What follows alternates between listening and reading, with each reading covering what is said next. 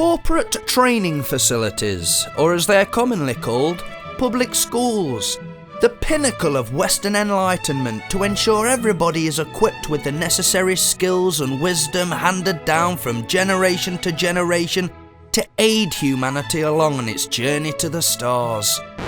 Or at least that's what you'd expect in a common sense world, but we don't live in a common sense world. We live in a corporate control grid propped up by socialist elites with an agenda that'd turn your pubes straight. So while the government throws another £2.5 billion at the public school system in a desperate attempt to stop people whining for a while, I'm asking, what's the point if we aren't getting the results from all the other billions thrown at it? Why will it make a difference now? And what's the alternative?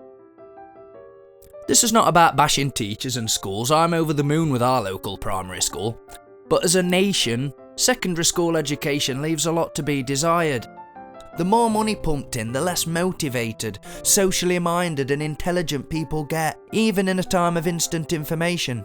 In the UK, we have a one-size-fits-all, communist-type system that claims to treat all equally. And we aren't all equal, come on. People develop at different rates verbally, socially, physically, mentally and emotionally. My breasts would have been bigger, but I had an eating disorder in year 8, so they didn't develop properly.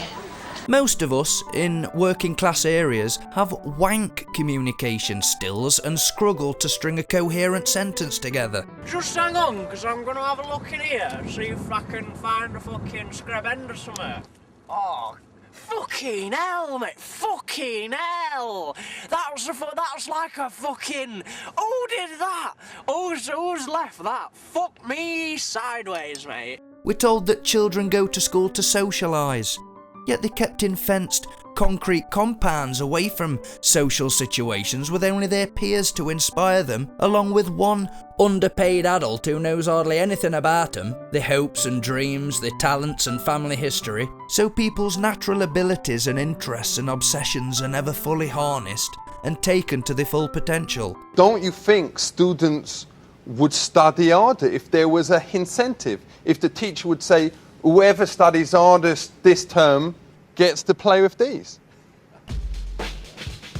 Your abilities are far down the list of priorities, and it seems they always will be, as the liberal left who run the institutions in this country are so strongly against selection by ability. Except in other areas of life like sports and music and job applications, then selection by ability is absolutely fine and encouraged. People don't leave school with any real life skills like being able to fix a car or fix a house, start a business, maintain relationships, or even cook a healthy meal, work a washing machine or hoover the fucking carpets, you lazy bastards. And the school reformers haven't a clue what skills will be needed in society in 20 years' time or what society will look like. So what are they preparing us for exactly? And we spent 12 years in these exam factories only to be told that if we want skills, we've got to go to college or university. And it's like, what have you been doing to me for 12 years? The next time you hear a politician say, "No child left behind," you know that the only person living up to that standard is the flipping bus driver. We're being trained to pass a test, not pass at life. The aim is to memorise a load of useless facts and regurgitate them on a test paper only to forget them all a few days later. Information that we can just Google today and that will probably never apply in everyday life anyway. And woe betide anyone who dares have a week off to go on holiday. By Guinness, they'll come down on you with the full force of the law. When public schools were first implemented in England, the purpose was to meet the needs of industry, to make sure people were educated enough to run the machinery and do the accounts. You sit in rows, the teacher is the authority and you wait for the bell to ring. It's a factory setting, but at least people had a basic knowledge and understanding of the country's history and its literature. Now they don't even have that. Never mind an understanding of the stock market, computer programming, human rights, workers' rights, and the vital importance of maintaining relationships for the sake of the mental health and welfare of children and society as a whole. Education is a fundamental part of life. It forms the foundation of who we are as individuals and as a society. A society that is currently in cultural and moral decline, families breaking down, drug addiction, forever rising crime, a disconnect from tradition and a sense of a greater good. It doesn't have to be like this. One country in particular that has decided to do things differently, have the highest grades in the world, whose pupils rank highest for maths and science, whose teachers are treated with the respect they deserve, have one of the lowest teenage dropout rates, is Finland. Kids in Finland don't start school till age 7 and preschool until age 6. Lessons start typically at 9:30 AM and the school day lasts no longer than 5 hours with a 15-minute break after every lesson, which makes total sense.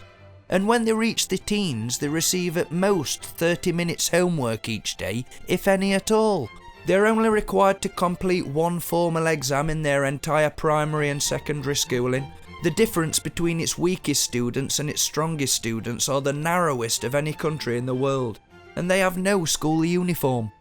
Finland's teachers have extensive training and come from the top 10% of college graduates like doctors and lawyers. Teaching is seen as a very desirable career.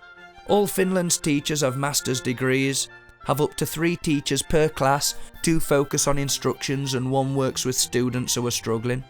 And they keep the same teacher for many years. The teachers also involve parents as much as possible.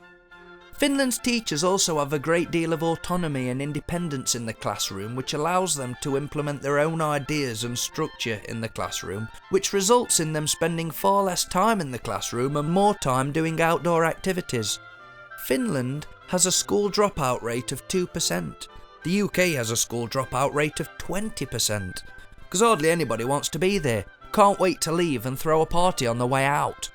There's a saying within the Finnish school system that says, "Those things you learn without joy, you will forget easily."